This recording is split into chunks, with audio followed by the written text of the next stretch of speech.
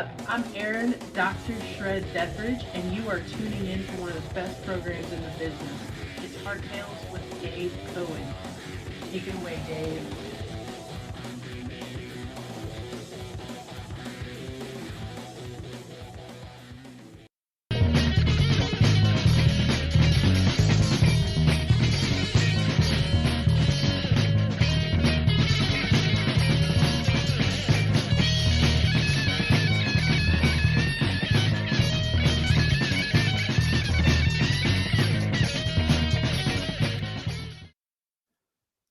And welcome to Guitar Tales. I can't do it like Erin. She has like, I look fake when I'm doing it. Now, she does it very organically. But Erin Dethridge, thank you so much for that bumper. That was a great one. We also want to thank, as we've been doing for the past probably 4 or 5 episodes, our sponsor, Charles Larita of Mischief Studios. He was a guest on season 1. Phenomenal guitar player, great songwriter. And if you have any kind of recording need, if you need to buy a guitar, if you need to fix a guitar, if you need to hook up with musicians, give Charles a call. He will hook you up with musicians. He'll teach you how to play better, help you write songs, and he has studio space right in his great building in Pennington, New Jersey. So reach out to him. And as I say every episode, and I mean it every episode, I want to thank my dear friend Scott Guitarmist Stengel. We are looking at him, Liz and I, that's your foreshadowing as to who our guest is today. Liz and I are looking at Scott, but he's in black and white in the corner of our screen right now. He's giving us the thumbs up, but no one can see it but us. But Scott's the mastermind behind not only what you see with the show, but really getting what we hope to be better and better content each time we tape an episode out there, whether it is a full episode, whether Scott is taking the time to turn it into a reel, which is no small amount of work. Getting it across all platforms. We are on YouTube. We're on Facebook. We are on Audible. And Scott could write me on chats. There's more. We're also going to be doing, just Scott and I, separate shows, which we're really excited about. We'll be doing mini episodes talking about things that you would like us to talk about. So if you have any ideas that you would like to hear Scott and I chat about, shoot us a note through any form of social media that we're on, and we won't do it. No, we will. But now I'm really excited. We are probably, I'm going to guess, our 4th youngest guest ever. I was at the Stone Pony about 3 or 4 weeks ago, and I watched Girlbossanova, a great new band with a great vibe, great songs, great musicianship. And I asked their lead guitarist if she'd come on our show, Liz Roberts, and in about 4 seconds, you'll see her on the screen. Hey, Liz, thanks for joining us. Hi, thank you so much for having me. I'm so excited. Well, we're thrilled to have you. And I got to tell you, I was thrilled when you said yes after the show. So thank you. Yeah, I've been looking forward to this all week. I could talk about this band and music for like hours. That's so good. This was something I was just super excited for. Well, and as you should be. And one of the things that Scott and I really like when we get a young guest like you is that, literally in the 1970s, Pete Townsend was singing "Rock Is Dead," Mm-hmm. and he was predicting something that to some extent has partially occurred. Mm-hmm. If when Scott and I were growing up, rock was this much of the music scene, right? Mm-hmm. It got smaller and smaller. Now it's strong, but it's this, Right. Yeah. and people our age, we're both almost 40 now. People our age really can't hold the mantle of rock and roll. So when we see someone young who is, in my words, but I think you'll agree, authentically, carrying the mantle, we're really happy to get to chat with you, and more happy that you're doing what you do. Yeah. I think that's a really interesting point. And I could talk about that for so long. It is really, I guess, like difficult to be into that kind of music, just as a young person, because I mean, obviously, it's not popular. It's not what's popular. But there is something to be said about like resurgence of rock. And Do you I've feel talked that? about, Do you feel? yeah, Okay. I've talked about it with my friends before because I know people who think, oh, rock is, dead. It's never going to be mainstream again. It's always going to be other kinds of music. Like right now, hip hop, I think, is probably what's the most mainstream, or just like pop, like, Right, right. but then you think of how there was rock, but then there was like all the disco synth stuff back in the 70s, and there was rock again kind of in the 80s with like That's glam rock, true. a new kind of Yeah. rock. And then in the 90s when grunge came out and all this new kinds of rock, it was rock music. It was just not the same as it was in the 70s. And to people who say like that's never going to happen again, um, I don't, that's not true, because as a young person who's in like the music scene, even if it is just the local one, you see so many bands and so many people, so many creative people with these ideas that are just like continuing rock music in their own way. Right. And so I don't think it's ever going to be like dead. I think people are going to keep continuing it, and it's going to keep having these like resurgences just with kind of different genres. But even then, it's also like you see so many people my age. I think what actually dominates our like local scene is like these classic rock bands who do mainly covers, but I've also seen so many doing original stuff too that fits into like it sounds like classic rock. It sounds like Right, it right. came right out of the 70s, and there's so much of that, which is so cool. And I don't think it's going to be like mainstream again, I guess, but I don't think it's ever going to die. Well, Like I so feel like, is there something for you? You could like I'm talking in front of a laptop right now. mm-hmm, Um, and if you have a really good Apple, right, you could create music without anything ever entering the air, so to speak. mm-hmm, And I wonder, for someone your age, you're young enough where you grew up, with an iPad and then an iPhone and I haven't even, I'm guessing you're about 21, 22 years old, something like mm-hmm, that. 20. 20, there you go. So I know my kids are 20 and 22. And Mm-hmm, by the time they were 4 and 5, they've got screens, right? yeah. All the time. And you are accustomed to being on devices with screens, and yet you're drawn to music that enters the air before it gets recorded. It's going from your guitar through a chord into an amp and out a speaker, which is literally pushing air. The speaker is bouncing back and forth and pushing air. And one of my fears would be that kids your age would be so much more attracted to everything on their little screen and their virtual keyboard and all that. And I wonder what drew you to what I know I'm more partial to, and I know Scott is more partial to, is the grittiness. Your fingers are touching the screen, the strings. You have an amp, maybe you have a tube amp, maybe you have a solid state, or a modeling amp. But what is it about that kind of formation of music and art where you're way outside of a screen that drew you to it? I think there's, I mean, think of it in like a broader sense. I think there's always going to be um, an interest in doing stuff how it was done originally. Like, even if Okay. it's just like a niche, you see it everywhere. Like, you see it in photography. Like, my sister likes to take photos using film.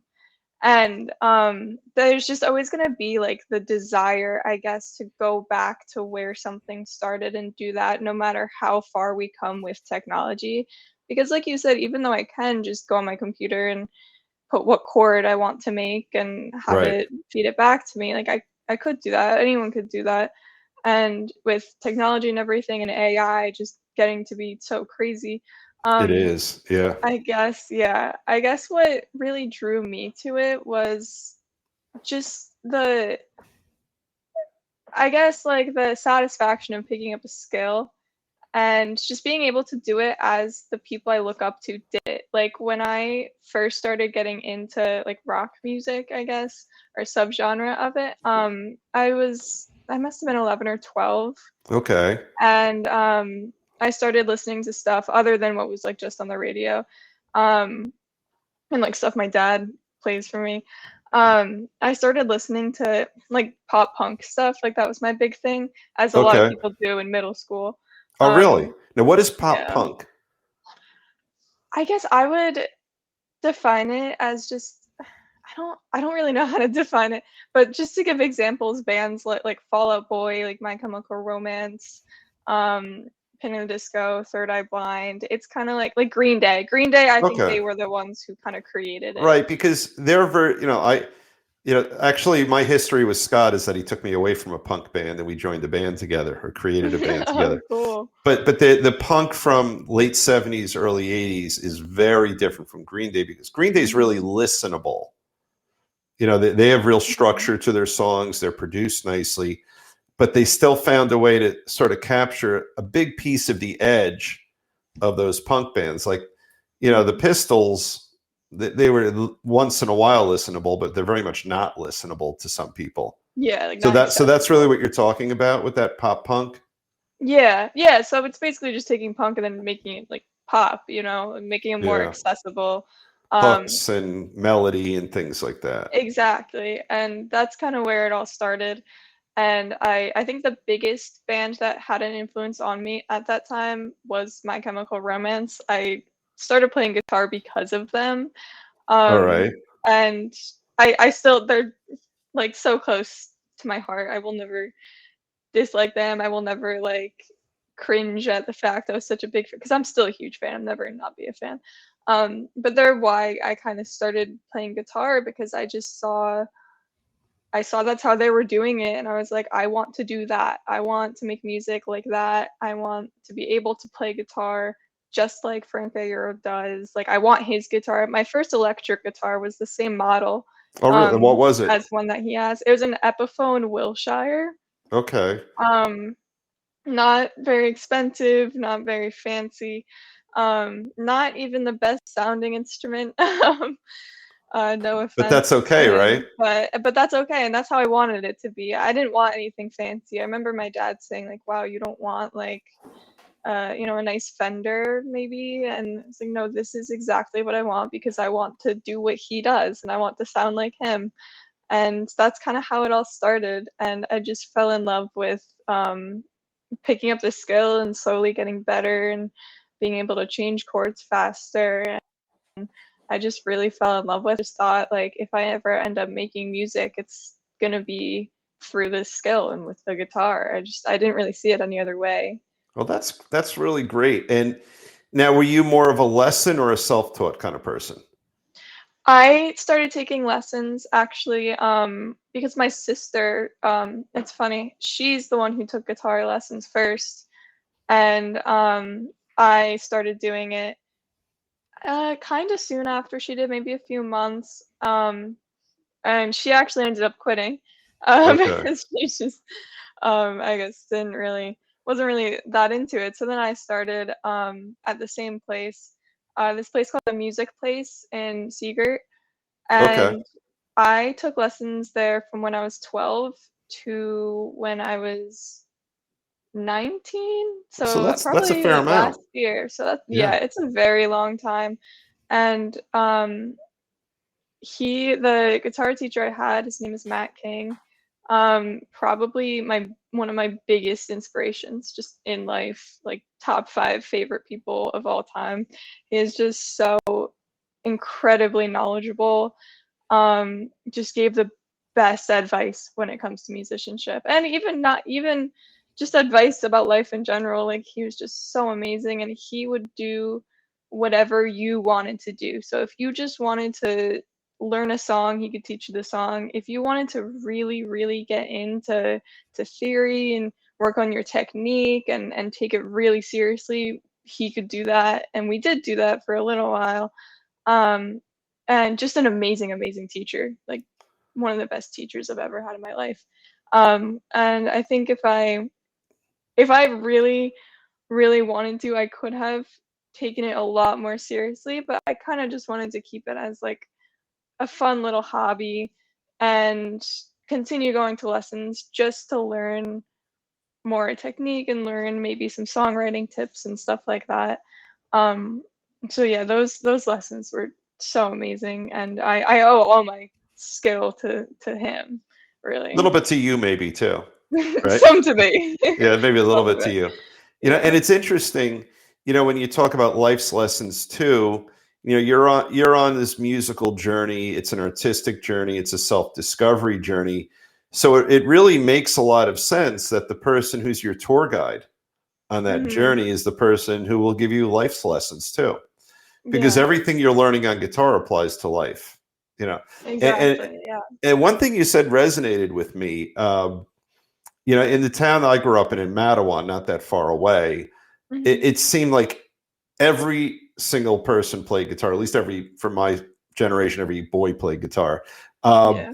and a lot of the people who took it a little too seriously at too young an age gave up on it. Hmm. And I think the people who found sort of the healthy balance between the rest of life and that, maybe those people didn't become the best musicians in the world, but they stayed with it, and Hmm. they allowed themselves to grow at a reasonable pace, and they made it a marathon, not a sprint. And it sounds like that's what you're doing. Oh, for sure. Yeah. I used to get down on myself like, wow, I am really not that great of a technical player. Like, I don't know that much about theory and all this, because when you are in like the local music scene, you just see such incredible, incredible people, and you're like, oh my God, and people younger than me, people my age, and you're like, wow, it's so easy to get down on yourself. But then I think like I prefer it so much the way I'm doing it, like, um, because I am pretty comfortable with my skill because it allows me to write the music I want to write, play the music I want to play, and I'm very happy with it. But that being said, like obviously there's always room for improvement, but I'm going to improve at whatever rate I want to, because if you do put that kind of pressure on yourself, it is so easy to just give up because it's just too difficult. Like, um, sorry, I always want to think of music as something I love and a Right, hobby I right. can enjoy and not get frustrated and upset by. So yeah, I just kind of am doing it at my own pace. Um, Still That's looking to healthy. improve for sure, but I just want to keep it as something that's relaxing and something that it brings me joy. That it could not be a healthier statement. And you said Mhm. something else that I both observed and intrigued me. So when I went over, there were a bunch of bands playing at the Stone Pawnee. It's about a month ago, maybe 3 weeks ago. I was there and I saw your band. Um, I was so happy to see flooding into the bar. Some people weren't allowed to drink; they were that young. Mhm. Um, but young people who had, I'm talking about in the audience as opposed to your band, but people who were clearly under 25, let's say, who Mhm. looked like they had rock sensibility about them, and part of Mhm. rock culture, if you will. I don't know anything about that Asbury Park scene for young folk like you. What is it like? Vibrant? Do you all know each other? I guess social media plays a role in how you connect, but tell us a Mhm. little bit about that scene, that iconic Asbury, because Asbury Park goes back 50 years, really, with Yeah. the music scene. What is it like now for young people like you? So, that's a really interesting question. So just to give some context, the two of the girls in my band, my best friend is our singer Erin, and her sister Emma. They were also in a band in high school, called Flourish. And when they were in Flourish, like they were playing shows all the time, in Asbury and surrounding area. Almost every single weekend, one summer, they were playing shows. And so it's funny because I would always go to those shows, and it's funny to see how some bands are always going to stick around. Like we've seen the same bands like just a ton of times, and maybe even the same people in different bands, and it's all Right, just right, kind of interconnected, and people will recognize them from that band. Um, and it's just like there's just always some kind of connection somewhere. And because I guess since it isn't really very big, like it is kind of small, um, kind of like a small scene, I guess. Because there aren't really, at least from my like high school, I know there were not really that many people doing music. So when there are people who do it, like you see them come up like all the time. And the scene it's interesting because you have so many different genres, and it's just interesting to see I guess like, how do I put this? Like, just seeing where everyone takes it, and social media does play a really, really huge part in it, because a lot of what happens is you go to a show that you're playing and you post a Hey, picture or who's that on that video. picture? I love that picture. That was a really good one by Jeff Crespi.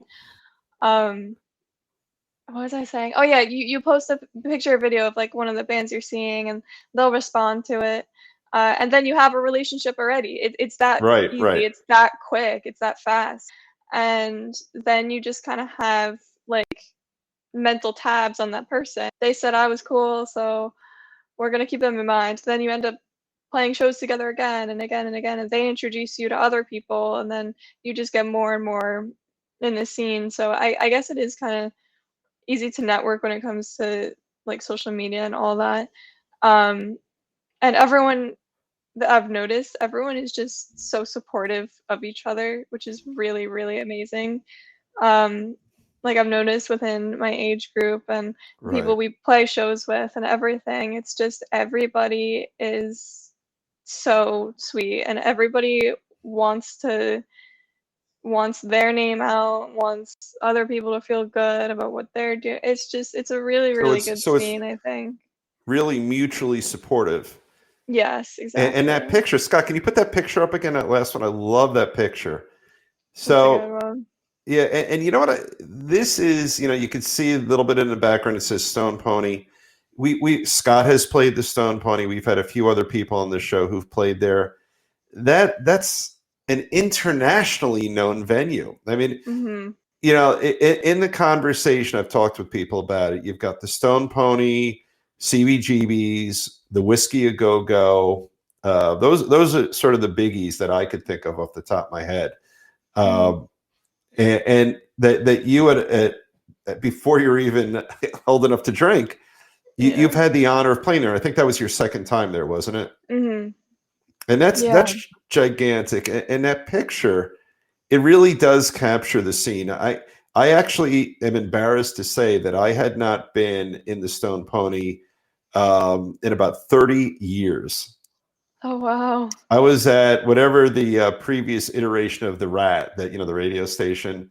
They Hmm. had some kind of radio party there, for their station, and I was there, and that was the last time when radio actually Oh mattered, wow. and not Oh my Sirius, but gosh. terrestrial radio as we call it. But you walk into the Stone Pony, and the vibe there is so transporting. And what I like about it is that it's not just a very rock and roll vibe, but it's a very Jersey Shore rock and roll vibe. Hmm. It's hard to describe, but it just has that feel about it. And I wonder, when you get up there on stage, are you just feeling rock and roll, or are you feeling the Stone Pony on some level? I think there's like absolutely no feeling compared to playing live music, but playing live music on a stage where is just absolutely legendary, like has been Yeah. around for decades and decades and decades, and has had so many just incredible like artists. Um, it's really a feeling like no other. Even like we always get worried about how many people are going to be at our shows. If I was playing to no one on that stage, I wouldn't care, because Yeah. you're playing the Stone Pony. Like, It's unbelievable. And hmm. yeah, I mean, Bruce Springsteen. I mean, I Hmm. couldn't even do the whole list, but obviously the East Street Band was there, Southside Johnny. I heard Scott Engel and the Smoking Jackets have played there. Yeah, no, it's crazy. And I remember that show that past photo was from, our first time we played there. I remember, um, a few minutes before we went on, we were just looking at the wall and looking at all the pictures with the signatures, the guitars with the signatures, just of everyone who has played there. Um, There's a picture of Courtney Love, from when Hole played there, which we didn't even know that Wow. Hole played I there. didn't know that. Yeah. And in our set, we cover two Hole songs. Like, it's very obvious we're heavily inspired by them. Yeah. And one of my favorite bands of all time. Uh, And I remember there's a photo. I wish I had sent it. But there's a photo of me and Erin, our singer. We're like doing this like to the picture of them Oh, I on love the that. wall, and Yeah. it's Yeah. cute. And it's so crazy just to think of all the people that have been on that stage before that you get to go on. It's Well, really just a feeling like no other. well, you know what? You're going to send us that picture, and we'll Hmm. and through the See if I magic can of find it. editing, not now, but after Yeah. the show, but through the Uh-huh. magic of editing, Scott it'll appear on our show. So we'll get Perfect. that on. And I think now is a good time. Just a little clip. We have a little clip of you guys playing here, so we'll just put that on.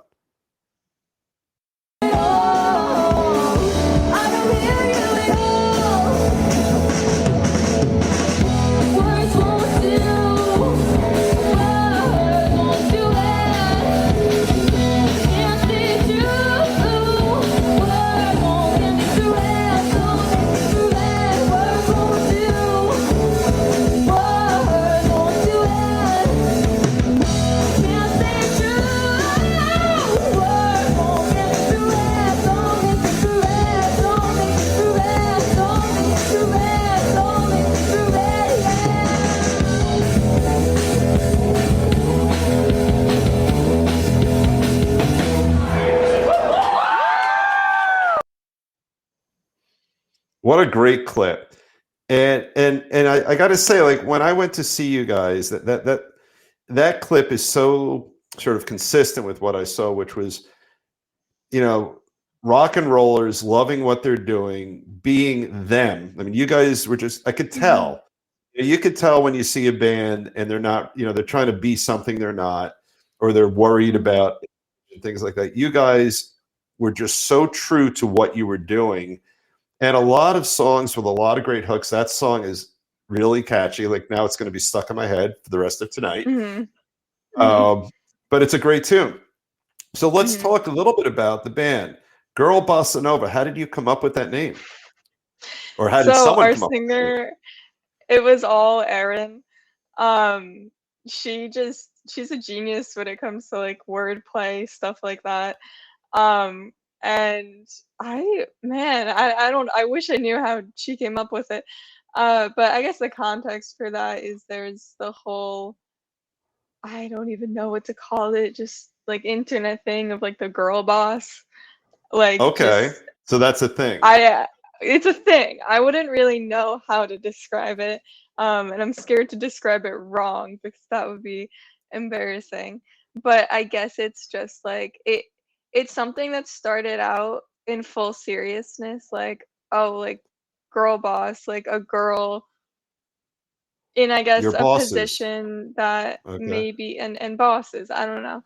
And it started out serious, like like calling someone a girl boss means like you're doing something fighting the patriarchy in a way just that has to do with that. Like you're just That makes a girl sense. boss. Right. Right. I don't really Because know how to up in describe it, yeah, but because it's time, my gender has unfairly had the steering wheel a little bit too long, and you guys are saying we want mhm. to grab that steering wheel too, right?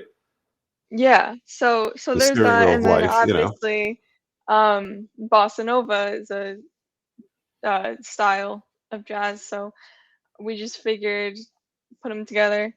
And the band name actually it's kind of a joke, um but I don't really it's a joke, I guess, to us, Right, right, because to everybody else, I don't really know if they pick up on, I guess, like the irony part of it.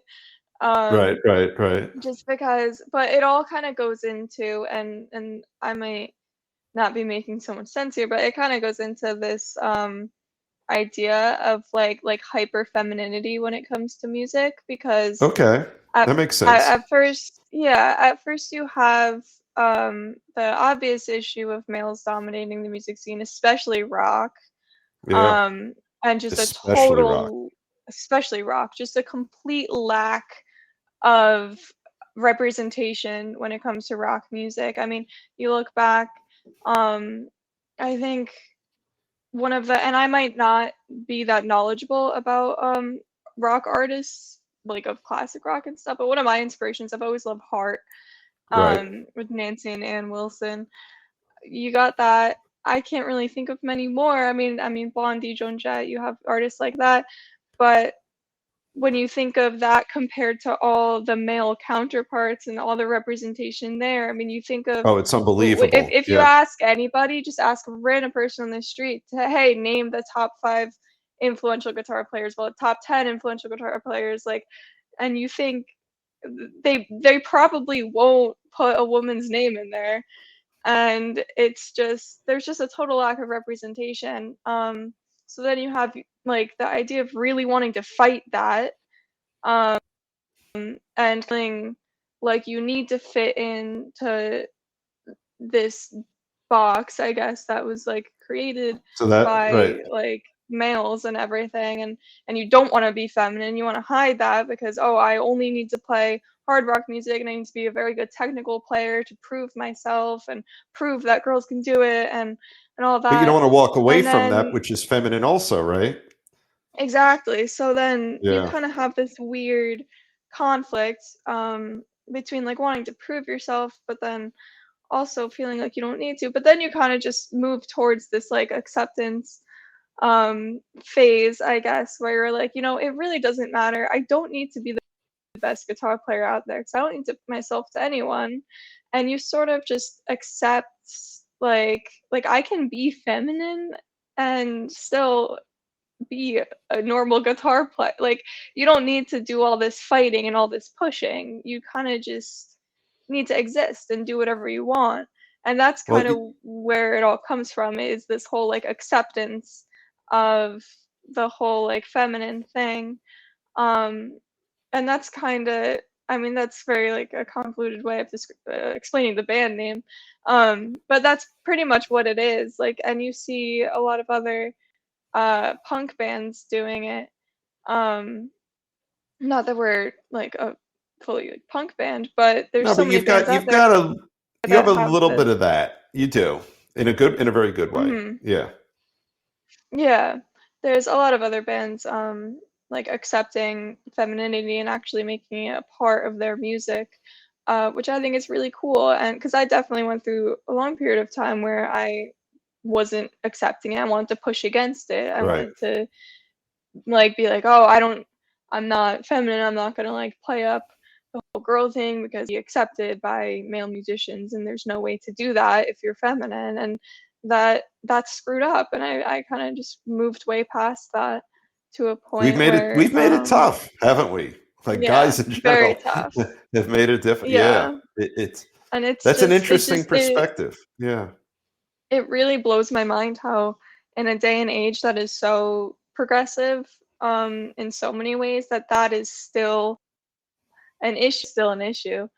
Uh, and it comes up everywhere. I mean, we could be here for hours of me telling stories where we've experienced just being belittled, no matter how subtle or overt. Oh, It's really? happened to us just so many As a times. band and as Yeah. musicians? Mhm. Yes. Wow. And maybe, maybe you're putting your finger on the way, we talked about, will rock and roll maintain, or might there actually be a resurgence? And if Mhm. rock and roll is this, sort of misogynistic, male dominated flavor of hard driving blues based music, maybe the Mhm. next phase in rock and roll could be what you're talking about. Yeah. I mean, I won't even talk about it, but I'm thinking about the Ted Nugent album that's in my garage back there, Mhm. and how you know to use today's terminology, it's toxic male. The entire album is Yeah. toxic male, and I was this 15-year-old kid. I loved it because I bought into that crap. Mhm. But you can do, it's still rock and roll, but it's a different flavor. You're doing the blues based, but like you're talking about, girl power is even a slightly dated term already, but something that is not misogynistic, something Mhm. that brings out the feminine in a way that is not the sort of style of feminine where men think that's weak, but it's simply that which you Mhm. are, right? And Yeah. that could be a different flavor of rock and roll where you're not just retreading on, on an old worn path that white dudes 50 years ago cleared out for you, but something different, something that's a little different. But with the guitar bass drum format, or two guitars bass drum format, whatever one decides to use, you can make it very different. And maybe that's a Mhm. path. So that's pretty Yeah. good stuff. Yeah, Very for cool. sure. Yeah. I mean, yeah, there's definitely something to be said for wanting to invent it in a way. Right. Just of, the lack of representation like I was talking about. It's like there is representation. There are there like you think like Sister Rosetta Thorpe and like just legendary guitar players who are women, but then it's just like you look at what dominates it are males that like driven, it's like misogynistic Yeah. aspects, and it's not really something you can I guess continue. I think that needs to be reinvented, just because of how much it really dominates it. I mean, even some of my favorites, like I'm a huge Van Halen fan. Yeah. All those about women partying, this and that. And it's like you want to be able to music, you really do, but it's just when you start thinking about it, you're like, wow, that's screwed up. Like how this A all. lot of it. I have a bunch of Van Halen lyrics swirling through my head right now, and I'm thinking, yeah, Yeah. it's true. And Yeah. yeah, and then we could attach to the videos, that Mhm. the old videos of a lot of their songs, and it's Yeah. exactly what you're talking about. And that's sort of the hard thing, I think, for anyone, but more importantly, not just a woman, but a woman in your generation who's like, all right, I don't have to accept Mhm. my gender being in this role, but you have to find a way Mhm. to, if you want to enjoy that music. Mhm. And at the same time, I would imagine a lot of those songs, when you actually let yourself think about the lyrics, it's cringeworthy, right? Yeah, exactly. And it's like same thing with like Zeppelin too. Like when they're talking about like 16-year-old girls, you're like, wow, Oh it's got yeah, this music lack, and it's also very um disturbing towards women. So it's like well, yeah, worse on a whole level, but you still wanna enjoy the music, and it yeah. makes it difficult being like a fans like that, because it's just they were so just derogatory and just all kinds of screwed up. Um yeah, they are the ones that's like the gods, like the legends of the genre. So it's like They are. when you look at that, it's like, wow, this genre does kind of really need to be reinvented. And I guess that's also a thing that really draws me towards like grunge of the 90s.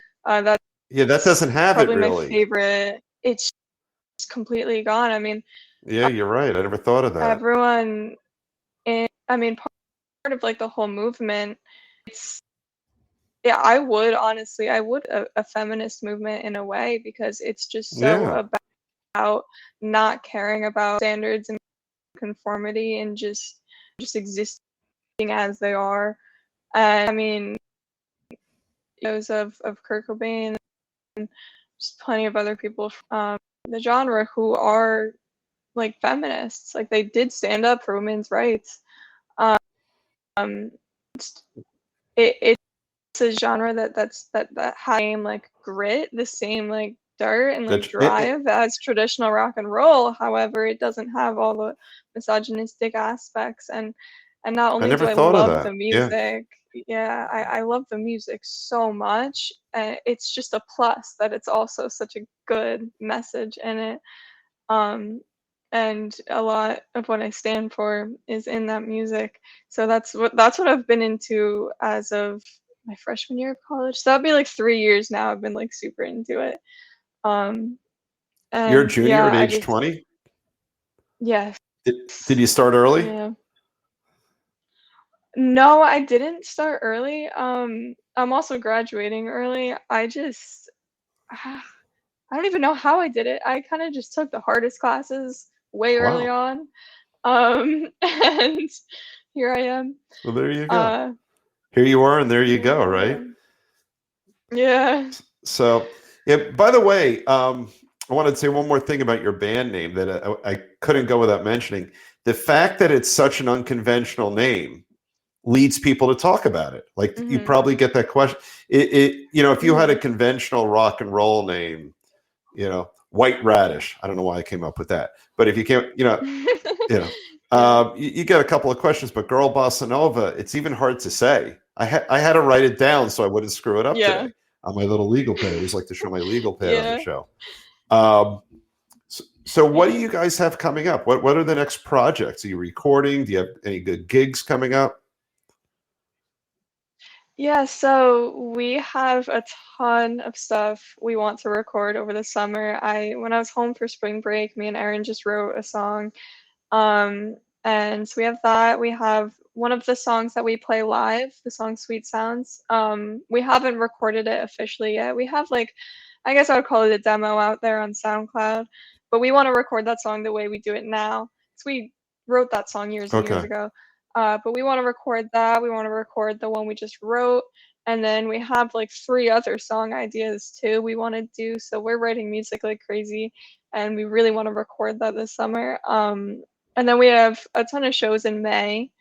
Um, we haven't booked any yet for June and July, but we're working on it. Um, and we're just so excited to all be together and be playing shows and writing together because I'm so happy and grateful this band is finally happening. Pretty new. We only started last summer. Well, you guys So, sounded great. And I thank sensed you. that there was a nice connection among all of you when I was watching you play. I was watching the eye contact. Your rhythm section was really tight. The bass and drum. Thank you. Yeah, it sounded great. You sounded great. So, as is always the case on Guitar Tales, the time flies. We've already hit roughly about 40 minutes, a little over 40 minutes. And I know you also have another engagement you have to get to relatively soon. So I wanted to thank you so much for joining us. And before we go, this is such a dumb question these days because it's easy, but I'll ask it anyway. How do people find you? How do they find your music on social media? So our Instagram is just Girl Bossa Nova. Our Spotify, Girl Bossa Nova, Apple Music, same thing. Our Instagram, in the bio of our Instagram, we have one of those link trees, and that just gives all the Yep. links to everything. Our Perfect. YouTube is in there too. Our YouTube is also Girl Bossa Nova. Same with our TikTok. It's just Girl Bossa Nova. I don't really know if we have that many posts on there. But yeah, pretty much that's the name for everything, all the stuff. That's great. And with such a unique name, there's no false hits for you, I suspect. No. I No. remember checking to see if that name already existed for a band, and it's what was I expecting? No, No one's going to obviously find not. there's not like a random pizza joint in Peoria that people will accidentally hit, Girl Bossa Yeah, Nova, they're only finding exactly. you guys. So Yeah. Liz Roberts, thank you so much for joining us. We had a great Thank time with you. you. Thank Absolutely. And I'll you. be seeing you. I'm sure I'll see your band at some point this summer. I live relatively local. And I want to thank all of you guys, our fans of Guitar Tales. We have more great stuff coming. Scott and I are really excited. We just have to put it on the books, but Scott and I are going to start doing mini shows within our regular shows. And if you hit us up on our Facebook page, on our Instagram, on our TikTok account, any of those things, give us ideas, give us topics for roundtable type shows. We'd love to do it. More great stuff coming here on Guitar Tales. Have a great night. I'm number two. I'm number two. No, I was the second. That's right. I was the second one. The second on Guitar Tales, ladies and gentlemen. You're watching it right now. I'm Big Daddy Ed with the Amish Outlaws. I gotta go back to work. Here we go.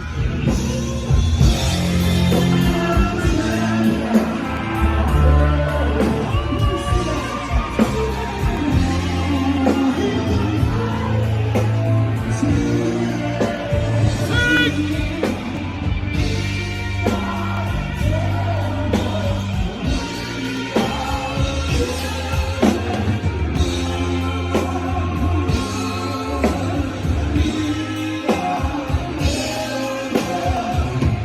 Guitar Tales. Watch it. Hi, this is Dave Cohen, host of Guitar Tales, and Scott Guitar Mrs. Dangle. so we put together this show every week for you guys, or at least every other week. We want you to do two things for us, which would be good for everyone. If you could subscribe on our YouTube channel, that would be great. And share. Please share the videos around with your friends. Let them know Guitar Tales is out there. It's not just about guitar players. We have a lot to offer. thank you.